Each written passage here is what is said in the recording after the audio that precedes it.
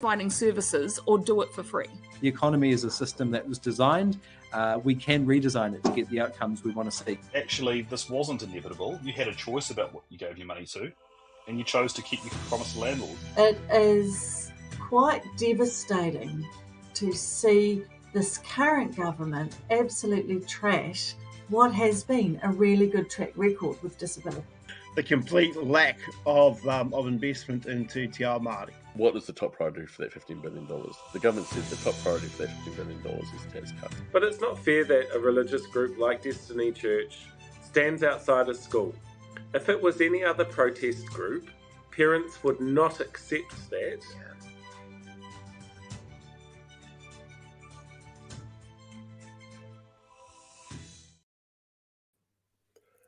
Good evening, everybody. Hello there. I'm glad to see that we've got a few people who've crawled out of the dark and decided to join us. Normally, on a show like this, Blake, we would just jump straight in and show people the interviews and chat to people, but we have breaking news. I'm just going to preface this a little bit with something in that I think it was this week or last week, I did a video on something called a Friday dump, which is a news tool that's used by politicians who want to get news out that they don't really want to have stick around too much. And we have a prime example of that tonight. So we're going to have a fancy graphic that says breaking news, and we're going to bring in Dr. Rebecca Graham again, who's an expert on the breaking news, as we tell you exactly what it is that's going on.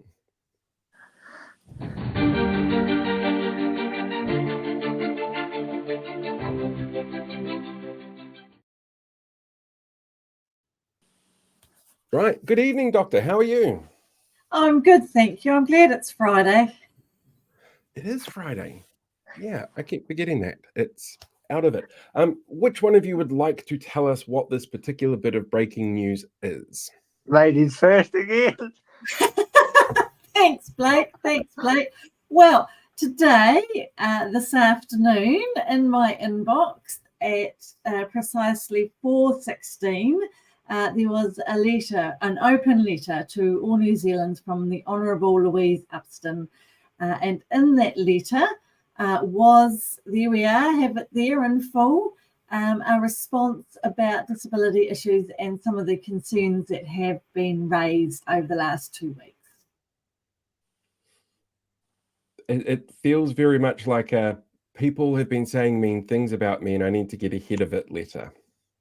Well, I mean, if you have read the full independent review, in the end of it, there's some very interesting comments around risk. And those comments essentially say disabled people and their families are feeling super vulnerable and super twitchy. And so you need to be really gentle and really careful with your messaging. And I rather suspect that this is a gentle, careful messaging letter. One of the things I found most interesting about this was actually this line. The task force will be working with NASCs and providers to review the way contracts and services are entered into and how we can best prioritise those services to support better outcomes. This feels like doing to Whaikaha what Karen Chow is doing to Oranga Tamariki. Yes. It's very nicely worded, isn't it? It is.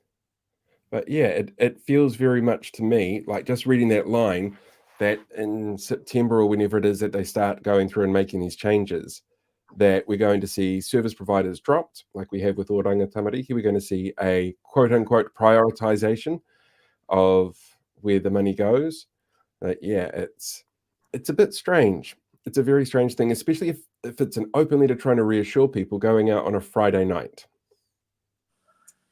Yes. There are a number of hooks in that independent review, which a lot of disabled people have picked up on very quickly.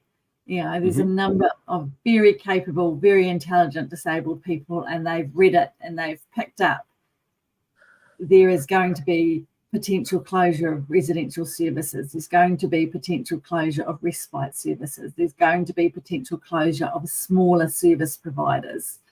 There's going to be potentially a massive winding down of EGL. And this letter to me is an attempt to gently reassure us in a very patronising way that it's all going to be fine. Nothing to Right. see. Does anybody believe that? No. When in reality, the disability sector is getting smashed to pieces. I should have probably apologized to Kiwi Skirt. She thought this was good news. I just said it was breaking news. I'm sorry. The good news is that we have Dr. Rebecca Graham here, who is a massive expert in this field. She's so knowledgeable and so on to it, and she's the perfect person to talk to this. So I'm sorry, Kiwi Skirt. I really am. It's not good news. No, I don't think it's easy to get good news out of this government, to be honest. It doesn't seem to happen very often. Well, I mean, if you're a landlord, I think you've had quite a few good news, and definitely if you're in the tobacco industry. That's true. That's very true. One of the comments that we had come through actually from Clint on this one was it feels very much like yeah, there will be cuts, but we're not going to call them cuts. We're just going to call them reprioritizations. We're just going to readjust people's expectations because we're cutting the funding. I'm wondering, is that something that you both see in this? Yes. Like the residential side of it doesn't affect me because I had a backup plan to try and stay in my own home for as long as possible anyway. But if I were to change my mind or if I had friends that to go residential, I now can't. You know, if they get cut back, they're screwed. You know, basically, this is not good at all. Not good. Yeah. It's interesting in this letter, you know, Louise goes to great pains and she says it more than once that there will be no immediate change to the services and support you receive. And yes, great, lovely, but that's actually entirely unsettling because what it tells us is that there will be changes in the long term. There's no reassurance that actually we'll be able to retain flexibility. There's no reassurance that adequate respite and or residential care will be appropriately available as needed. Yes, she talks about increasing the budget, but there's no mention in terms of what that means in actual real life terms, because remembering last time I was here, I talked about how there's an increase in the number of people who need disability supports because we have an aging population. People are surviving events that otherwise they would not, and we have an increase in population. So that all increases the level of disability. There is nothing in there to say that disabled people will get the services they need. A huge focus again, and we've seen this repeatedly, is that greatest need, where it's most needed, highest need, those in most need, without ever defining what that means. I suppose it's something you can't actually define, though, in that everybody's needs are different. So they haven't given anything in terms of how you would define a need. What's their scale? No, nor have they really talked about what that will mean in real terms, other than that thing about prioritising that you mentioned before, prioritising services to support better outcomes. It's still super vague. Yeah. They do put a bit of a time frame on this as decisions will be made before the end of the year. Does that make Christmas, New Year, the holiday period just seem a little bit more daunting, knowing that this is coming? I think I can cope with more bad news. It's been horrendous. For Christmas, would like a better government.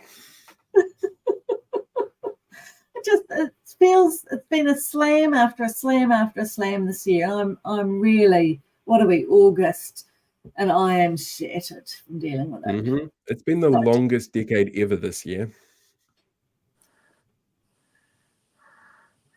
Yeah. We could always try and get David Seymour to throw a tantrum before Christmas. I suspect if David Seymour had his choice, he'd be dressing up as the Grinch for Christmas and stealing it from everybody. Yeah. After his weird thing about the Reformation today, he compared his Treaty Principles Bill to the Reformation in the 16th century. Really? They're nothing the same. I know. Sorry. I know. It was the weirdest comparison, and it was because he's like, oh, only experts claim to know what's actually in the treaty, just like in the Reformation when the church claimed that they were the only ones who are able to read and it was all in Latin. Like that's No. That's David Seymour. Yeah. Oh. Yeah, it's kind of scary. It's very, very scary. In terms of this open letterhead, why do you think this was put out tonight?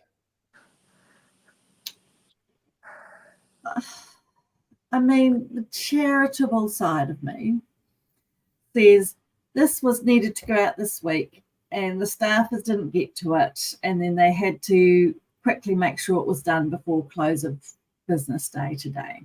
That's what the charitable side of me would like to believe. And the non-charitable side thinks it's just another Friday done.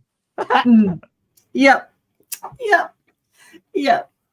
And it's hard not to think that the minister thinks we're stupid. And I don't want to think that. I want to believe the best of the minister. But, Friday night dump, it's patronising, it's paternalistic. It tells me that she thinks that we are a bit slow in the head, that we really don't understand what she's doing, that we don't understand the intent, and that all we need is a little kindly reassurance, and somehow that will magically make it all okay. And if she thinks we don't know what she's doing, she's mistaken, because she knows what she's doing and we know what she's doing. Yeah, it's the same tone, though, that Christopher Luxon gave to LGNZ earlier in the week. Oh, did you watch that? I got about 15 minutes through and went, holy crap, my brain's going to explode and he's going to be lynched on that stage. Yeah, I was really shocked at how obnoxious he was when, we elect local government and they have to work with us. Like, there's a reason why local government is far more progressive in terms of treaty understanding and working with Māori and honouring the treaty. It's because we're living in the same city. We have to live together. Yeah. I wonder what next week's talking down to is going to be about. I can only back. What was that, Blake? I can only back guess. Yeah. Yep, exactly. So yeah, this is tonight's breaking news that the Minister for Laughing and Smiling While Beating People Up is sitting there telling everyone that they don't need to worry while she gets her bat ready. It's a bit of a scary time for people. It is. And there's one thing I did want to push back on, particularly tonight, and that's around Enabling Good Lives. So at the moment, there's 3 Enabling Good Lives sites that have been developing the prototype, trialing it, seeing what works, seeing what doesn't. And these were developed because of what disabled people and their families said they wanted. They work quite well, not perfect, but there's a lot of good things about it. And disabled people and their families who are part of those sites talk very positively about them. The minister is using language, and we saw it in the independent report, and we see it again in her open letter, where she talks about access to disability services being an unfair postcode lottery based on where someone lives, not their level of need. And this is a direct hit at EGL, Enabling Good Lives. She doesn't say that, but it's very clear that is what she is talking about. And that, along with the comment number 155 in the independent review, which notes again that there shouldn't be this difference between NASCs and EGL sites, but it does not recommend rolling out EGL nationwide. And then it sort of goes on to say the principles are fine, but they don't actually want to roll out disability support services or systems transformation. And in fact, this government has halted it, refused to fund it, and stopped any progress. So there is a reframing of what EGL is as something that's unfair or a postcode lottery, and that's entirely untrue. That is this government spinning EGL as unfair postcode lottery, which is never what it was meant to be. It was never intended to be like that. It was intended to be a trial, to learn from, to improve on, and then roll out nationwide. Question for you, Blake, that's actually popped up in the chat. Better bring this one up. Josie would like to know, how do you feel about the changes? Well, just basically what I said. I'm not in the position, if you've just come in, I'll repeat it again. If I ever needed, stuff like respite or anything like that, doesn't sound like I'm going to be able to get it, or it'll be in a very stripped back form. So that's extremely concerning if it does go through. And look, I'm lucky enough to be coming up with a backup plan so I can stay at home for a bit longer, but not all my friends have that opportunity. So it's a bit concerning, really. That's understandable. What can people do going forward to send a message to the minister about just how important it is that the changes that they make are actually considered and not rushed, and that they're not hurting people more than they absolutely need to? Because it sounds like there's going to be people who suffer because of this. Yeah, it's funny you say that, because I've just made a new petition. Beautiful segue, Paul. So on the Parliament website right now, this one here, a brand new petition that I put up yesterday, and it will help to retain Ministry of Disability, aka Whaikaha, and it will also do enabling good lives as well. So if you want to find this, we'll leave links everywhere, but please share it, especially in light of tonight's announcement. Now, I made this before the announcement. This is just a coincidence, a tiny coincidence. But this one will run until the 30th of November, so the end of November, and then we'll go through the same process we did for the first one again. So for people looking for the link, it is actually in the description on the YouTube pages and Facebook as well. So you should just be able to click on that and we'll take you through to it. How many signatures are we up to? 230 signed in 2 days. Like that's a really amazing start. So nicely done. Don't forget to share it as well, people, so everybody can have a chance to fill it out. Get as many signatures on there as we can, because we've got to send a clear message to the government to actually pay attention to what people need.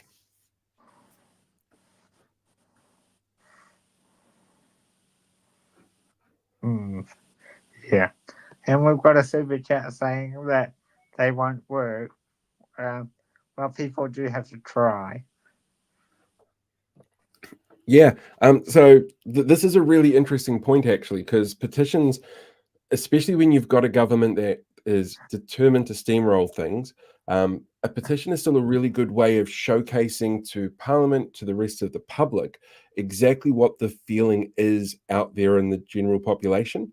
So while the aim of the petition is certainly to try and get the government to rethink what they're doing, it's a really important thing to remember. It's a great PR tool to get people out there talking about something, to realize that there's more than 5 people out there who are really interested in something going on. So it's a bit of a PR exercise as much as it is trying to send a message to government itself. And a perfect example of one working just this week, it was Deborah Russell's domestic violence thing, even though it was done over 2 years, it got hold of it from the House. So these petitions can change the government's mind. Yes, not very often, but they can, and they can get full House support as well. So it's worth trying, even if you're out there watching at the moment and thinking, "Oh, do I do one? Do I not do one?" It's it's basically give it a go. You don't know until you try. Exactly. And Justice Stranger said the same thing. He's not saying don't try, or she's not saying don't try. I actually don't know the gender or if I'm using the right pronouns, so I apologize if that's the case. But the saying don't not try, it's just they don't feel that petitions work. But yeah, if you think of petitions as something bigger, as more of a PR exercise to get eyes on what the issue is, that's always a good tool to use. So, and I've just been corrected, they, them. I do apologize. I don't mean to misgender anybody. Definitely never my plan. Absolutely not. Dr. Graham, thank you very much for being here tonight. It's very much appreciated. Love your insights as usual. Your newsletter, because you put one out, was it today? I did. Where can people find that? Oh, that is on Substack. Substack. Yep. And you, I can either send you the link or you can look up substack.com and then I'm just under Dr. Bex. And you can find me there with an easy Google. In terms of making changes, I do want to give a shout out to Apinga Mātua. And they are an online disability support group for parents, family whānau. And they have an online campaign going, which seems to have rattled a few feathers. I've mixed my metaphors, ruffled a few feathers, rattled a few cages. Rattled a few cages, goodness me. It's Friday night. And again, there seems to be something about that pushback on petitions, social media, because it disrupts the narrative that this government's trying to give us, that everything is fine, nothing to see here, everyone's happy, it's okay. And we're saying it is absolutely not okay. We're really unhappy about it. And they can't pretend anymore. Mm-hmm. The voices of many. Indeed. Thank you for having me. It's been lovely to be on here. Thank you very much. Yeah. Thank you. Bye-bye. See, yeah, I think it's really important that people know that they can reach out and they should have their say. Absolutely get out there and have their say. It is one of those things that it's a democratic right, and we often see so much steamrolling happening with this government that people can forget about that. They can forget that that's something that they have the right to do. So, yeah, I say get out there and have your voice. Would you, now that we've done the big scary breaking news, want to introduce our first interview? I'll just say, just very briefly, thank you to Rebecca, if you do want this later, for coming on at such short notice. We literally did that within, I don't know, half an hour. So the joy of breaking news. Thank you very much. Okay, what one are we doing first? Let's do our panel discussion first.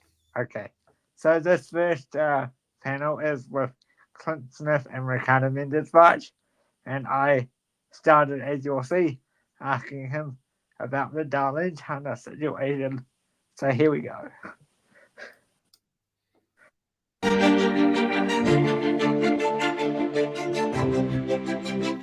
Today we are here with Ricardo Menéndez from the Green Party and Numbers-Man Clint Smith. Welcome to the program.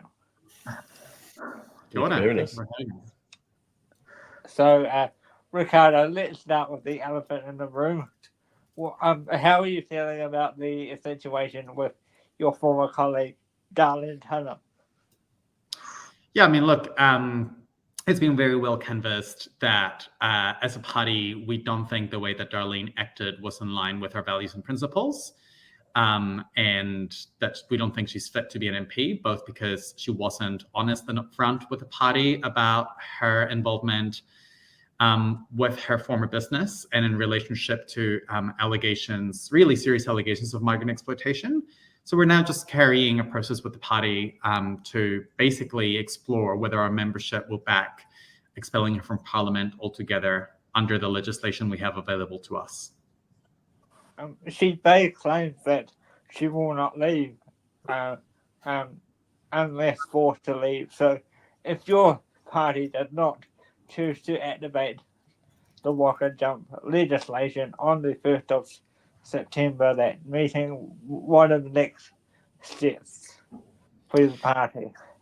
Yeah, look, we're taking it one step at a time, and I kind of don't want to explore hypotheticals because at the end of the day, part of what we're doing is going above and beyond what the legislation says we have to do. Like, we could try to use it right now if we wanted to, but we believe that actually our membership needs to give us a mandate. And, you know, what Darlene says and does just entirely up to her. We've made it really clear what we think should happen, which is that she should resign from Parliament. They should resign from Parliament, I don't mind. Okay. So we've also got you here to talk about the recent benefit sanctions announced by this government. What was your initial reaction to the announcement a few weeks ago? Yeah, look, I mean, the National Party has absolutely no regard to people living in poverty and receiving income support. And I think they're doing what they've done every time they've been in government, which is to throw beneficiaries off a cliff as soon as they get in. I think it's what we've got to make it clear here is that sanctions, which is what they're doubling down on, don't help people into employment. It actually only pushes people further into hardship.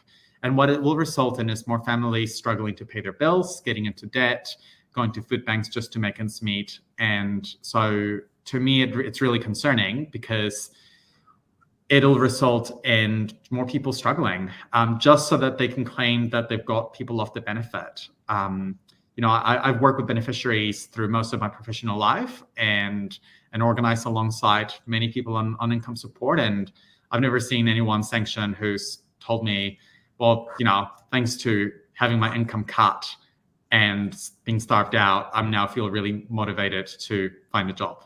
Like, that's just not how it works in practice. And for you, Clint?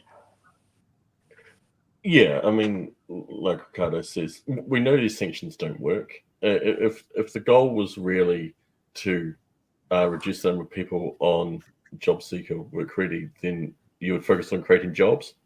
The number of people on you know, what we can call the dole rises when unemployment rises. And right now we have government policy that's designed to increase unemployment, and Reserve Bank policy doing that too.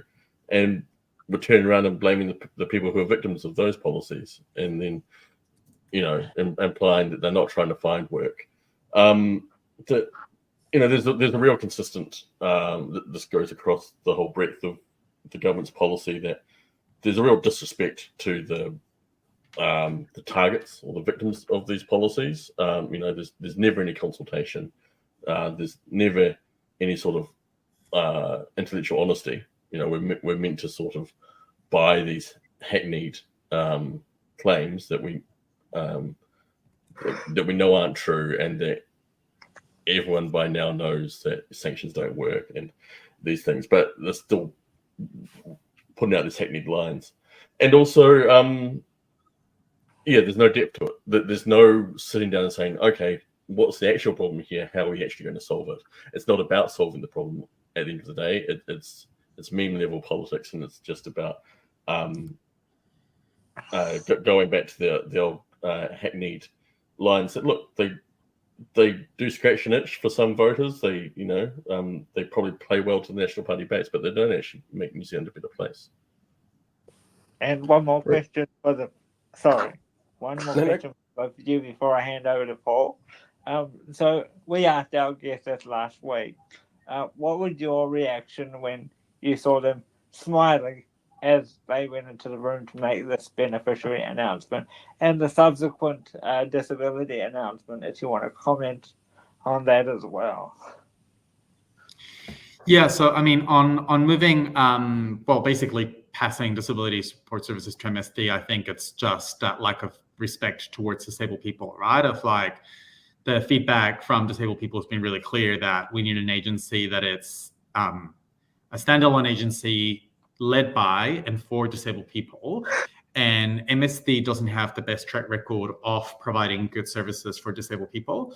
And we have to also make it really clear that at the end of the day, this is about cutting the initiatives that would have allowed disabled people to fully participate in their communities. And I think that's part of why we're really, really concerned.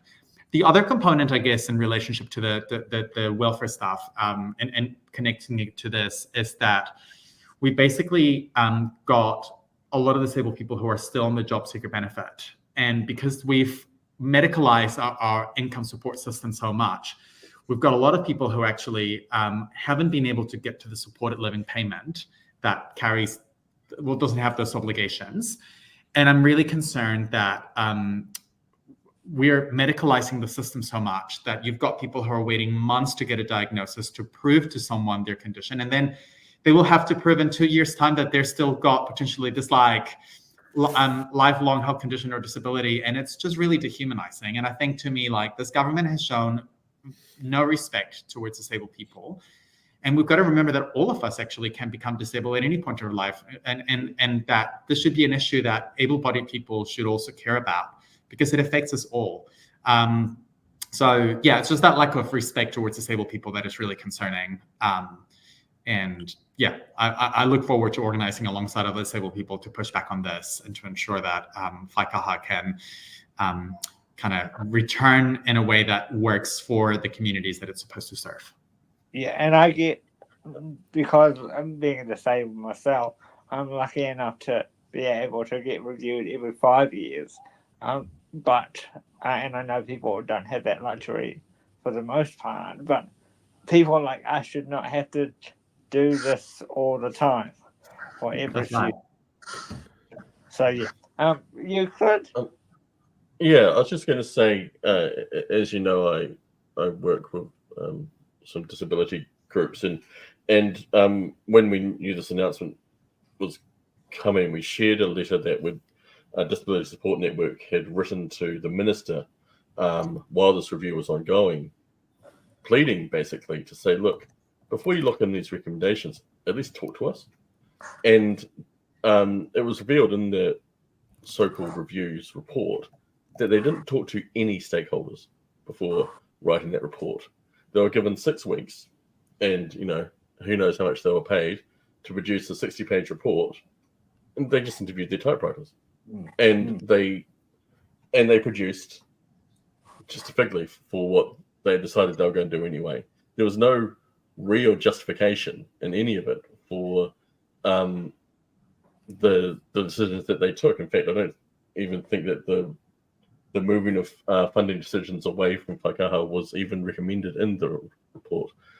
But the insidious thing for me is the freeze in funding and the freeze in the rollout of Enabling Good Lives. I mean, you kind of have to do the, are we the baddies thing when you're stopping a program called Enabling Good Lives and say, is this really who we want to be? But, this funding freeze, the providers, the carers, they're not sitting on, they're already strapped to the bone. Now they're facing inflation, minimum wage goes up, they have to pay their workers more, they want to pay their workers more, but they're not going to get any more funding from the government. So what are they going to do? They're going to have to reduce their services. They're going to have to stop taking people on. And this is only the first round. We know there's a second round of this coming where there's going to be actual cuts to accessibility and the breadth of assistance people can get. And we're told there'll be consultation, but I mean, how genuine that consultation will be, we'll have to wait and see. I found it hilarious that she claimed the other day in the House that she had consulted with people. When answering one of your questions, in fact, Ricardo. Well, the questions we've made on welfare just shows that I think to me, it's that accepting that the minister doesn't care. I think there's this whole theater of kind of pretending that they care, but every time I've asked Louise Upston a question, it just to me confirms that she doesn't really care. We've tried to ask about what evidence she used to make these decisions. She said she doesn't really care. She would rather make fun, or make light of the issue by taking cheap jabs at other politicians on it. And interestingly enough, one of the answers that I thought was really telling is that she admitted she didn't have any research, but what she's kind of holding on to, at least on the sanction side of things, for example, is she's saying, well, during the period the borders were closed at that kind of initial stage of the pandemic, sanctions basically stopped. And she's kind of correlating this idea that sanctions stopped and job seeker benefits jumped up. But she's completely ignoring the fact that, a lot of people lost their jobs because we had a pandemic.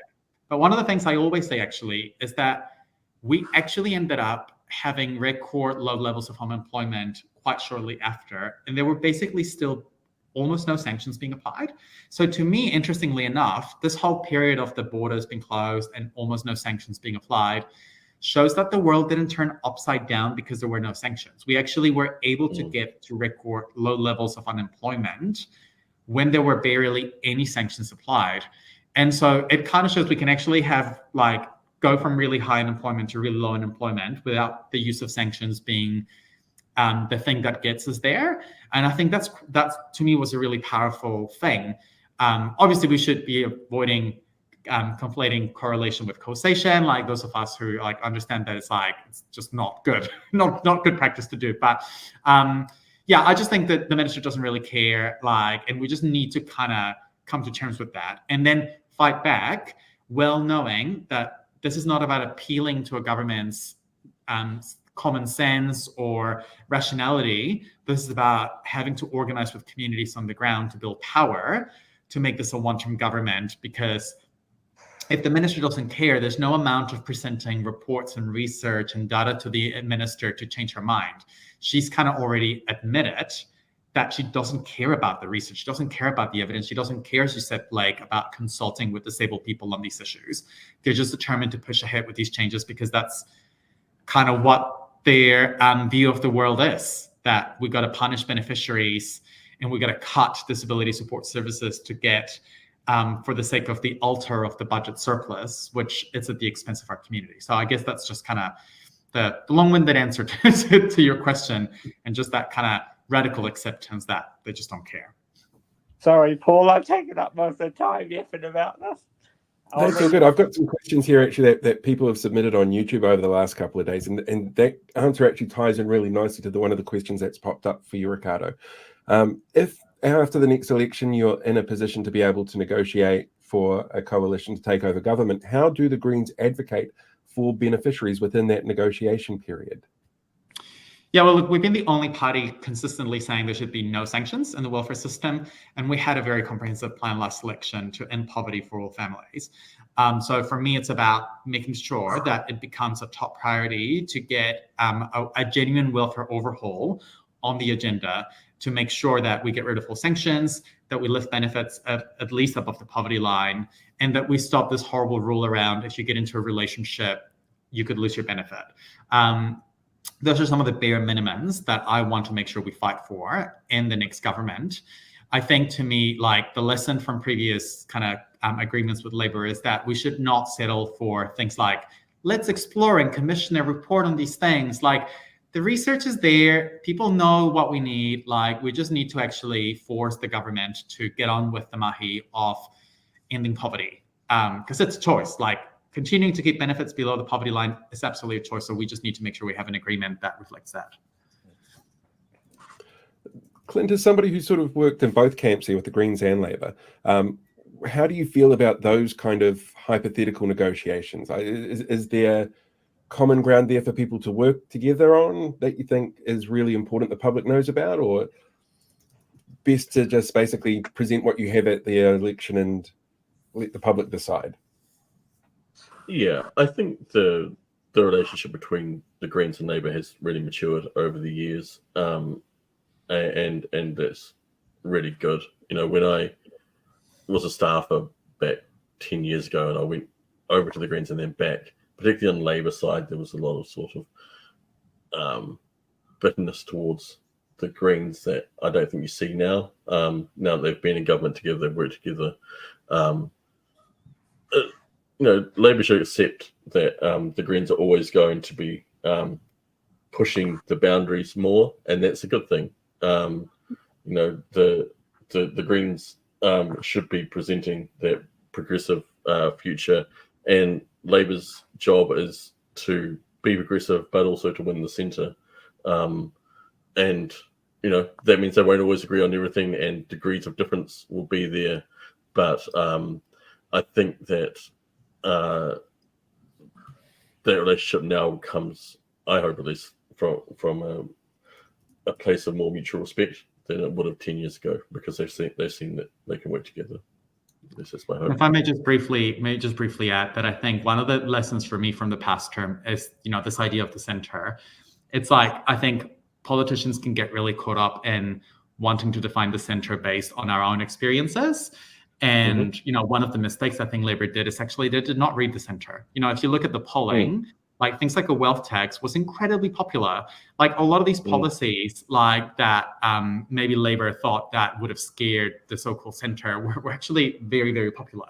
And obviously popular policies doesn't mean people vote for you. Like, there's, a lot of people supported taking GST of fruits and veggies, and that then turned into like votes. But I guess like when it comes to policy positions, I do think like political parties need to not kind of just like on a silo define the center, and actually the center can be moved. And we've seen how the center can move left or right, depending on what political parties are willing to define as mainstream as well. So I think that's, the challenge I would throw to, say, for example, the Labour Party, is that like they also have a role in defining what the center can look like. So does frontline organizations and campaigners, but I think it's completely movable. Oh, it's absolutely, I'd agree with that. And I think that, you look at how Jacinda won on essentially Andrew Little's policy platform, that shows that winning isn't just about policy. And so you can run a more left-wing policy platform, but it's the ability to bring those voters with you. And I think there's also a valid thing, what is the centre? We're actually talking about voters who are willing to change their minds. Sorry, I'm just surrounded by cats all of a sudden. They're just jumping all over me. It's a really complex thing, and I think you're absolutely right that a compelling leader with a compelling vision can run on progressive policies and win the middle. That actually brings me really nicely to the next question that I've got submitted here. And I'm going to read this one word for word. So, how has National, New Zealand First and ACT been able to message so successfully when their policies are arguably unresearched, ill-advised and damaging to the vast majority of the population? Also, how has the left failed to message against it? Yeah, look, I mean, I think this government, I think there are lessons for the left and what the government is doing. So I think, to me, like, one of the things that this government is doing is they're using power for terrible things, to do horrible, horrible things, but they're actually wielding power. And I think like that ability to wield power to get your agenda through is actually quite important.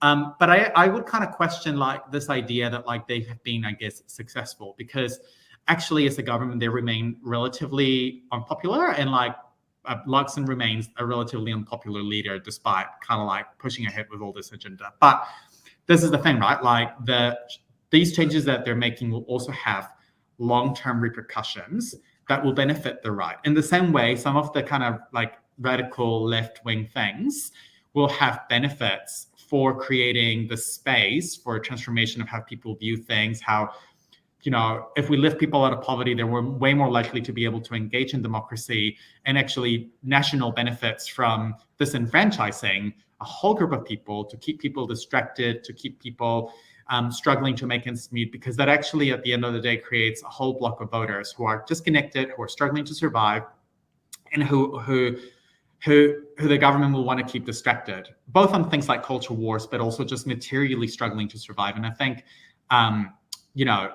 so there are lessons there, but I also wouldn't, I guess, accept this notion that they've been like successful in making those reforms popular. I think the left has more work to do, no doubt about that. We've got to do more grand campaign. We've got to get into our communities. Chloe made that really clear in her speech at the AGM, that like there's hard work ahead for us. But it's kind of like a mix of both. Like, there's work for us to do, and also like I kind of think the right's just kind of like wielding the power they've got, like effectively for better or worse.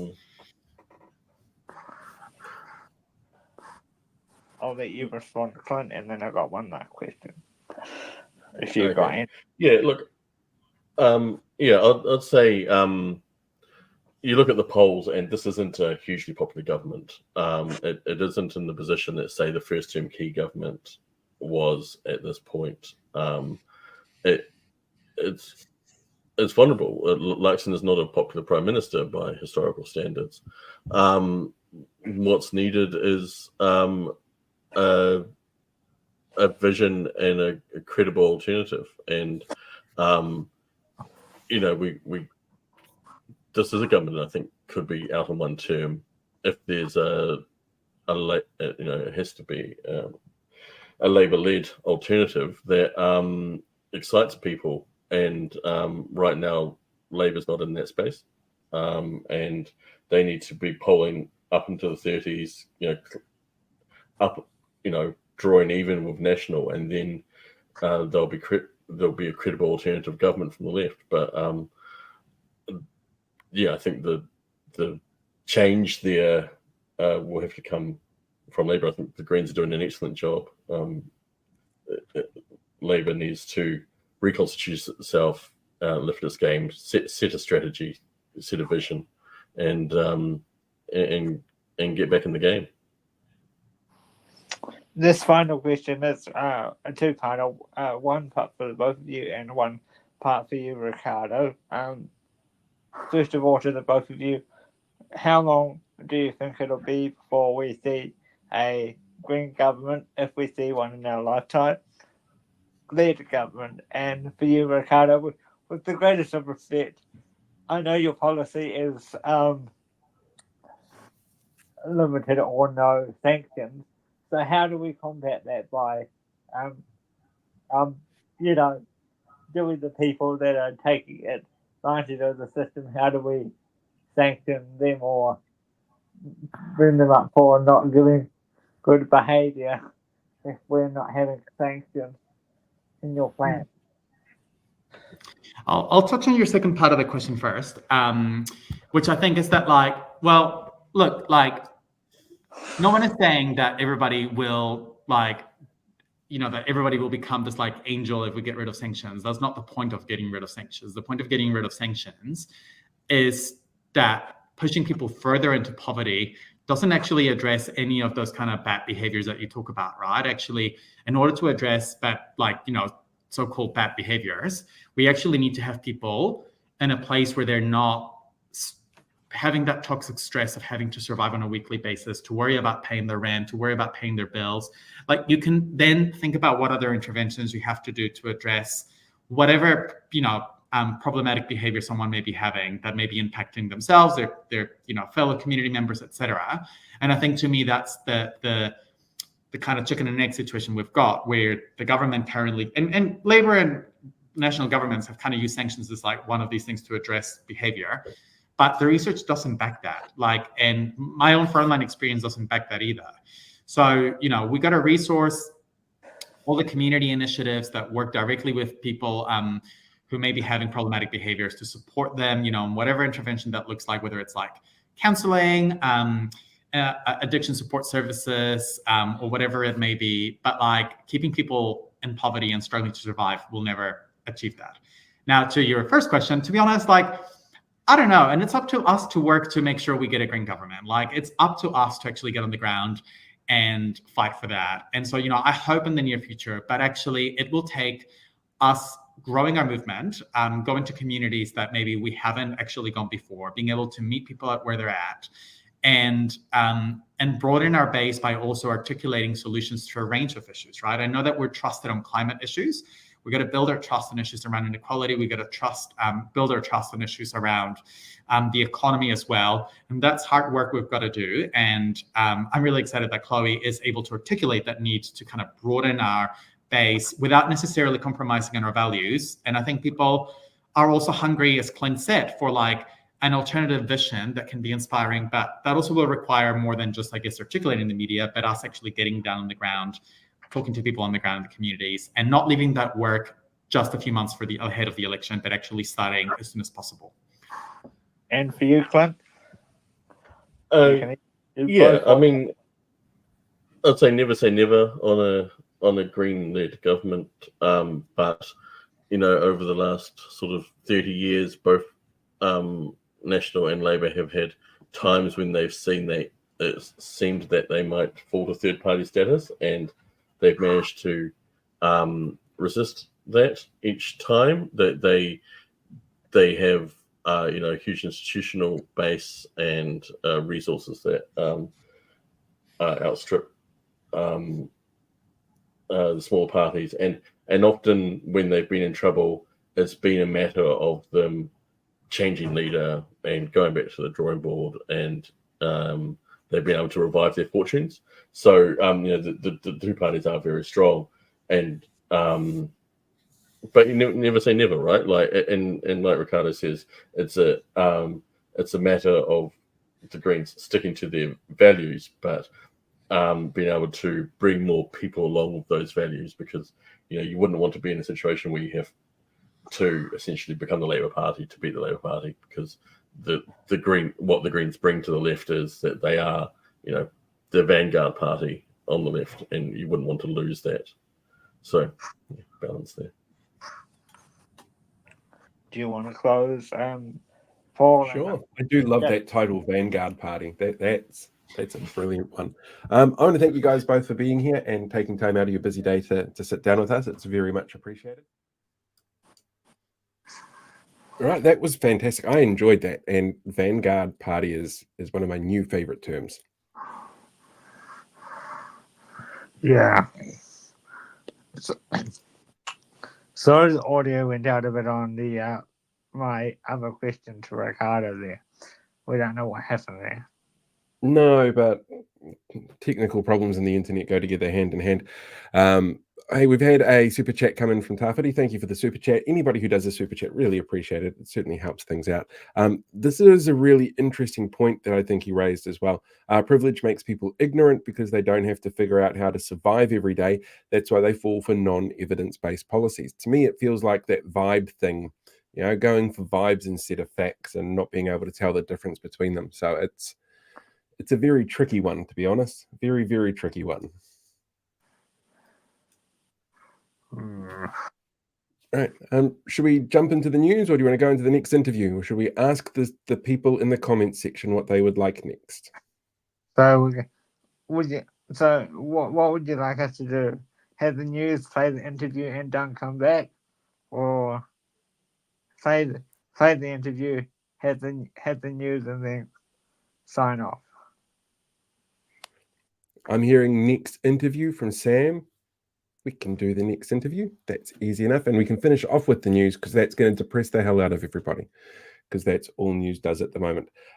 So we had a chance to catch up with the Honourable Jan Tinetti, who was in between very busy things. I don't know how many people saw the video I put up on my YouTube Shorts, which she sent through to me last week, which was a very interesting little clip. So that's not in here, but it is in my Shorts somewhere, and I think it's on.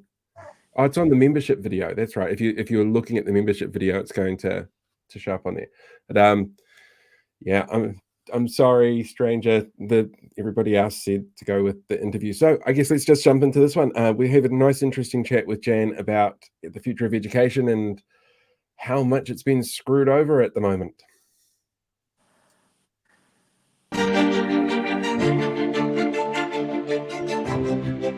We've got Jan Tinetti, the Labour Party spokesperson for education. How are you going, Jan? I'm really good, and I'm so excited to be here. Yeah. Now, since I have both of you here, I'm going to correct you both on something that you do wrong, because I've noticed it pop up a couple of times. Jan, you sent me a really wonderful video not that long ago, and Blake, you start some of your videos the same way I do, but you both start off with, well, hello there. And there's no well in there. It's just straight up hello there. Yeah. I'll try to remember. Yeah, for next time. I fear that I may be a bit too old, though. Some of these things that people pick me up on, I fear that they're so ingrained because I've just been on this earth for far too long to change my ways. But I do try. I think it's one of those Mandela effect things that everybody kind of remembers that Star Wars quote is starting that way, and it doesn't always. But yeah, that's my one little bugbear. It's obviously a bugbear of yours, so I'll try not to do that. Just a little. But now everybody knows going forward, and I'm sure all the comments are going to start off with, well, hello there from now on. It'll be great fun. Hey, Jane, you've had a pretty interesting time of it recently when it comes to education and what's happening in government at the moment. We're seeing the return again of charter schools. We're seeing changes to things like the maths curriculum being brought forward based on erroneous data that the government is using to try and justify their changes. I'm kind of curious, what is sort of the big, scary, overarching feeling for you at the moment about these changes? What's your fear of the outcome of these changes? There's so much that I'm fearful of in the education space at the moment. It is, in essence, it's taking us backwards rather than forward. We've got really big issues that are hitting us as a country, as a globe at the moment, and this is taking us back to the 1950s, but there's also this very hidden agenda that I see as well around privatisation of the education system and control over the education system. You know, with the charter schools, for example, that is the biggest threat to a quality public education system. If we're talking quality public education, which has always been my number one goal in education, charter schools is the polar opposite of that. And charter schools will take us into a really dark place in education. We have, on one hand, a government that says all schools have to be doing this, all schools have to be teaching literacy and maths in this certain way, and then on the other hand saying, oh, but if you don't like that, sign up to a charter school system and you can do it your way. And really that's inviting business in, that's inviting privatisation, and it's sort of giving people this false hope of flexibility, because I can tell you that the research shows that there is no flexibility, that you've still got central control over what happens, and that they can change that at any stage that they want to. So while it might sound appealing right at the beginning, anywhere else that's happened in the world, that flexibility quickly erodes and is taken away, and we have business having their tentacles right over education. We don't want that for our kids. We want to go forward. I was talking last night to people involved in the AI area and the tech sector who are really scared about the fact that we're losing flexibility. We're losing that problem solving that we as Kiwis are world renowned for something that is essentially central government control. Also, one last thing I'll say in that space is that the education system is their morale at the moment is the lowest I've ever seen it. And I thought that I'd never ever see it get lower than what it was when National Standards was in, but it is exceptionally low. And also this change that's being foisted upon them is so fast. They just can't do it. They cannot change a whole sector in that particular way. So I'm really scared for our kids. I'm really scared for our future. And this government has got it completely wrong. With some of the statistics that we have seen on recent programming like Q&A and the news and so forth, do you feel with some of those numbers that they are using being so low that the Labour Party could have done more? So they are using numbers wrong, and they are telling false stories. So they're trying to tell their narrative to make it sound like nothing was happening. So we know that there were some changes that were needed in curriculum, which is why we were doing a curriculum refresh, but we were bringing the sector with us, which was really important. What this government has done is they've created a false crisis. They have said that the testing, that we were changing our testing way of testing what was happening within the system, but we were using that first test against the draft curriculum to create benchmarks for future testing going forward. This is a curriculum that no kids have ever been taught. And yet they said that only 22% of the kids are doing maths at the moment. They've been tested against a curriculum that has not been taught. Of course they're not going to pass. That's just how it is.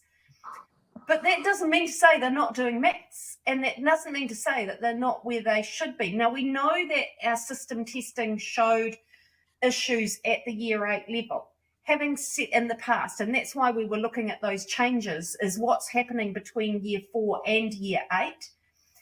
And that's why we were making those changes. So to say that we were doing nothing was disingenuous, but also to say that kids are failing is completely disingenuous and creating their own crisis so that they can bring in a really, they're calling it structured maths, but a really narrow focus on the teaching of maths. And that really concerns me. They're using countries in the world such as Singapore as the example. Now, Singapore have spent years working on their maths curriculum. They didn't put something in overnight. They have spent years and years trialing. And I know that people that I know in Singapore that work in this area are horrified to think that they're being held up as the so-called greatest system, and horrified that anyone would think that they could just lift and shift what they do and have spent years creating to their country and put it in overnight. And that is a huge concern as well. So it's a manufactured crisis. As I said, I'm not saying that there's not things to build on. We certainly have got things to build on. But the fact that they've pulled data out of and presented it in a disingenuous way, and what the New Zealand Principals Federation are calling disinformation, which is pretty strong when you've got the New Zealand Principals Federation, who are not a union, and nothing wrong with unions, love them, but they're not a union. They are the professional body for school principals, and they're calling it disinformation. That is pretty strong, and I would be really concerned if I was the government and had a body like that calling me out in that way. Have you had much feedback from parents about these changes? Yeah, I have actually. Now, the minister herself, I asked her a question in the House yesterday, and she was quoting some emails that she's had. I was calling out at the same time, be honest, because be honest about the emails that you probably didn't say it quite like that, because that would say that I was accusing her of being dishonest. But I was having a say, tell us the emails that you're getting that show the opposite, because I know, because I get a lot that come to me, and I know that they would be going to the minister as well. So I'm having parents that are really concerned about these changes that are happening overnight. They're really concerned about the throwing, let's use an analogy, the throwing the baby out of the bathwater sort of idiom that they're really concerned about. They're concerned that some of the programs that have helped their kids along the way are just being demonised, such as Reading Recovery, for example. It's been completely demonised, and I'm really feeling for the people that are working in that space, because they have done a really good job in a program that has been additive over years and has been iterative over years, so has changed in the way that it's been delivered. So parents are really concerned.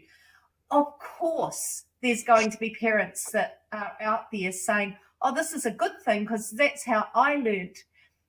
The world's moved on, and we've got to be aware that the world has moved on. Again, I take it back to that conversation that I had last night with people working in the AI area.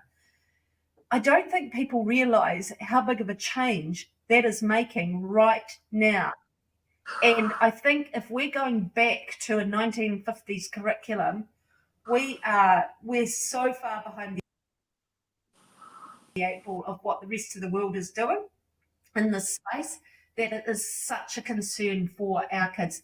The other aspect I'd say is that I'm getting a lot of feedback from parents of disabled children who are really concerned that it's a one-size-fits-all and their kids are not going to be having their needs met because they're not going to be front and centre of what's happening. You talk about you want to, if you're successful into getting into government 2026, you want to re-abolished the charter schools. Now, we heard you talk about this in recent weeks. Just remind us, what will you do if you can't break contracts? So we will get legal advice around the contract side of it, and we will take it a case by case, but I can guarantee that we will get rid of charter schools. There will be a way that we can look at how we put legislation in place. We definitely, those schools that are state schools that are looking to become charter schools, there is no way that they can stay like that. They will have to come back into the state system. We will look at the special character side of the legislation, and which is what happened last time. But I'm quite hard about this. Charter schools are a big threat to the public education system.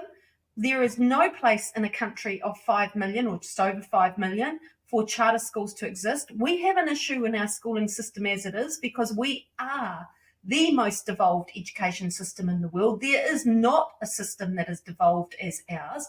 That causes issues because it's really hard to get that systemic change. We don't need to devolve it even more.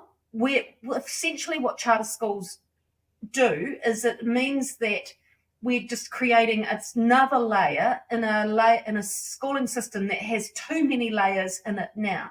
And we need to look at how we can stop that. So we will be getting legal advice. We are talking to people now around that. It's really hard to know because we haven't seen what the contracts will look like yet. We've got the legislation that's going through select committee at the moment. Certainly I'm working through that. I can't talk a lot about that because all of that stuff is within select committee, so I can't talk about what I'm seeing. But that's giving us a way forward around how we stop this. This is my number one goal that I am working on. Everything in education interlinks, but charter schools will be the biggest threat to anything else progressing in this country. If it's going through select committee at the moment, Yeah. How are there 75 or 78 applications or whatever it is that David Seymour's been talking about? Yeah, so it's going through select committee. I felt that announcement was, again, a pretty appalling announcement that was made, in the fact that, yeah, we know that they've got the majority, so they're going to probably pass that legislation, but actually select committees are supposed to be independent and be able to come up with their own way forward, and I felt that was a bit of a bad faith towards the work of what the select committee is doing. So just again, it smacks of an arrogance of this government to do that.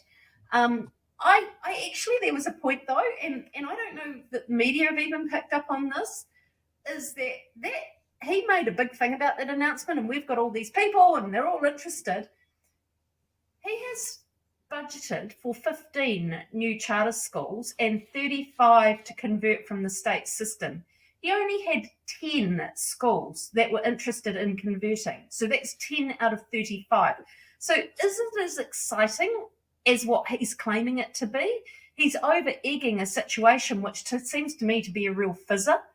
I'm disappointed that there's 10, but I'm also excited that there's 10 because it's not 35. And it's not going to take hold. He has IOIA'd some material that he was working with different companies and that were giving him suggestions about how to get charter schools embedded that we couldn't get rid of them. And one of those was around getting enough charter schools in the system. He wanted way more. He wanted way more than the 50 that he's been given the budget for. He wanted hundreds of them. He's not getting hundreds, even 75. He is not getting hundreds. This is not a big uptake as to what he's claiming it to be. So, it's something that this country, I believe, understands that how bad this can be for the system, and that we don't want to create a system that diversifies more. But can I just make this point? We know that there are young people in the system currently who the system is not serving well. But we were doing work around an alternative pathway for those kids. Now, at the moment, we call it alternative education. Hate that term because it makes it sound like kids have failed in the education system. And I don't want any kid feeling like they have failed within the system. So we were doing that work, and that's another part of the work that I'm currently working on is what can we do that's within the system that will work within the system and work for local schools so that no kid feels that they're isolated from the system, that our neurodiverse kids feel that they are being catered for, that our disabled kids feel they're being catered for, that our kids that have trauma in their lives feel that they're catered for. We can do it. You know, it's not just a dream, we can do it. The other part of that is that I understand when Māori are very attracted to the charter school model because the education system has let them down. They are at the bottom of a lot of statistics. But I actually think all you're doing is getting another state-created system that is not by Māori, for Māori system. So what I believe is that we had a Waitangi tribunal decision that was made a couple of weeks ago that said Māori, we lost the opportunity and we were wrong in losing the opportunity in the Tomorrow Schools Review for Māori to create their own system. We have a world-renowned education, Indigenous education system now, but that doesn't mean to say that we can't do better. And so I believe that it's time now for discussions to happen around what a by Māori, for Māori system can look like, and that's not for me to determine what that is going to look like. That's for me to be part of the discussions, but it's actually for Māori to determine that. And so that's the next thing. I heard someone say to me the other day that Māori are our superpower that we take to the world, and absolutely in the education space they are, because every single Minister of Education in other jurisdictions that I have spoken to always comes up and says to, or used to say to me when I was Minister, what can we do to reflect what you do in that Māori education, because you have the #1 standard in the world. But as I say, we should feel proud of that, but we can do better. Two final questions from me. So, a bit of a funny one actually. How do you feel about us seeing David Seymour more than Erica Stanford when it comes to education announcements? Well, I think David Seymour is bringing in a privatised agenda. I'm not certain that David Seymour is actually interested in kids at the centre, and I only need to look at what he's doing to early childhood at the moment. And so I get frustrated at working and talking with him because he doesn't even acknowledge the kids. At least Erica is acknowledging the kids. But I will say that Erica, she has a way of sort of bringing people on board with her ideas, which people think that she's quite good in that space. And I actually think that's quite dangerous at the same time, because her ideas, again, are taking us back to the 50s. So I have to say I'm not in favour of either of them because they're very different ways, but both of them are just doing ultimate damage to education. I know there will be some people that disagree with me in that space, but I can tell you that going back to a curriculum that she is talking about is going to send our kids backwards, not take them forward. So both of them are, I hate being misrepresented by both of them because that's what they do, and I hate that misrepresentation, but that's not going to make me stop either. I am determined that I'm going to be the voice in education to go forward. That's the real voice of education. And will you look at legislation to see if you can permanently ban charter schools? Yes, I will. Absolutely. Well, I think when we get back in, we need to put them to bed, and I think that will be the last time we will ever hear of them, because they will be a complete failed experiment twice. They've failed once, we will see them fail again. Yeah, and you'll make it so that they can't be reversed? Yeah, well, that's what the hope is. Like, any government can basically come in and do what they want, but the hope is that we're going to get the public support. I don't think we did, and I've said this, I don't think, because it happened quite quickly last time, I don't know that we did a good enough job of bringing the public with us. I feel more now that the public's with us. One of the reasons for that last time was because we didn't have a clear alternative for some of those real big issues like Māori education. I think we have to come in with an alternative and the alternative work as well. We have to come in with that and say this is a much stronger, but it's within the public system. Thank you. I'll hand that to Paul to wrap up. Thank you. I was going to say that's us pretty much for time, because I know you've got a bit of a hard stop on us. Thank you very much for joining us, Jan. It has been a great pleasure having you here. I've learned lots from the former Education Minister. Hey, thank you, Paul and Blake. I just love that. I always love talking education. So anytime you want to do that, please, happy to talk education. See, for me, I think the biggest evidence of failing in our past education systems is the fact that you have so many people who can look at the numbers that are presented by something like the National or ACT parties and not realise just how bad they are.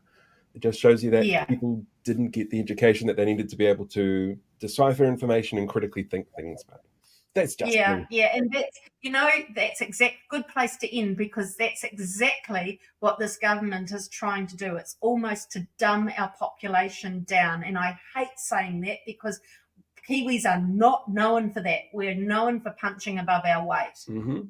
Absolutely. Right, we'll wrap it up there. Thank you very much. Thank you. Loved it. So yeah, that was Jan Tinetti. What were your thoughts on that one, Blake? How good was Jan? She's very easy to edit around because it's just like big blocks of audio. It's fantastic. Yeah. Before we wrap up with the news, shall we tell everyone what's coming up next week? Yeah, absolutely. So we have 3 guests lined up next week. We've got 2 live to make up for because I saw it in the comments, people asking, is everything pre-recorded? To make up for the 2 pre-recorded interviews, we have 2 live interviews next week.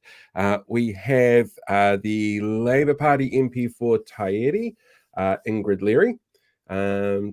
We have the former Speaker of the House, Adrian Rurafi, and there's a 3rd person, and my brain is going blank and it shouldn't. The former MP for Mount Roskill, if I got that right. I think it's Michael Wood. Is it Mount Roskill? I think it is Mount Roskill. Yeah. So yeah, Michael Wood, Adrian Rurafi, and Ingrid Leary next week. So if people have questions for them, leave them in the comment section. Jump over to the community section on Facebook if you're on there, and feel free to post comments and let us know what you want to hear from them. I would recommend putting them in the community tab just in case they have to change their schedules at the last minute. They are supposed to be live, but that seems to be changing at the moment. So please, just in case, put your questions in the community tab on YouTube. I'm really curious to hear from Ingrid because she's former broadcast, like she's worked in broadcasting. I don't know if you remember it, but a few years ago there were a whole bunch of medals that were stolen from the Waiuru War Museum. Oh yeah, she was the producer on that story. That when John Campbell sat down and spoke to one of the thieves, and so she actually got taken to court by the police, going, "We want these details," and she sat there going, "No, because freedom of the press." So it'll be really interesting to have a chat to her about something like that as well, outside of the world of politics. Yeah, but we'll touch on that next week. Now to the news.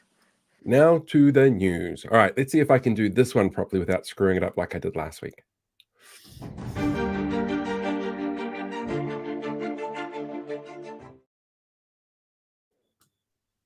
It's such a short little thing. Right, this is Simeon Brown, the Minister for Local Government, seen here with a normal-sized pair of scissors. He rejected claims from some local councils this week requesting exemptions from his forced racist referendums because they set up Māori wards before the changes Labour put in place. For 2 of the councils, Hobson's pledge actually tried to counter with a 5% referendum that would have triggered the old system, but failed to reach the amount required. showing that the community broadly supported the changes. Brown, however, claimed that 3 months isn't enough time to collect signatures, so is forcing councils to continue showing that this government will give you all the time in the world to find racists throughout entire regions who want to go along with them.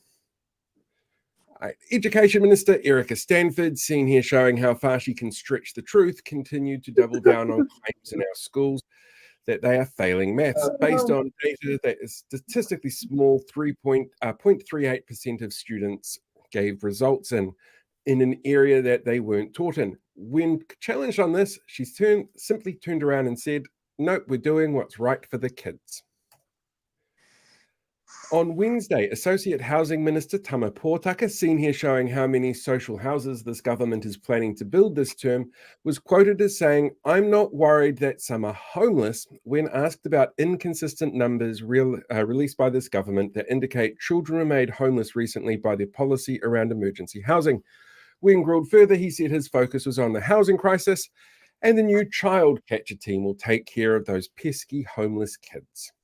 Also on Wednesday, it was revealed that David Seymour, seen here showing a member of the public how to work a hand puppet and make it Prime Minister, that his Ministry of Regulation staff were being paid an average of $150,000 a year, well above the average public service salary of $85,000. Coincidentally, on Wednesday, it was also revealed the police were culling 170 roles to save $55 million, which apparently is wasteful spending, but a Ministry of Regulation with 90 staff on an average salary of $150,000 isn't. It was revealed earlier this week that a former gun lobbyist who successfully lobbied the John Key government to not close loopholes that were later exploited specifically by the Christchurch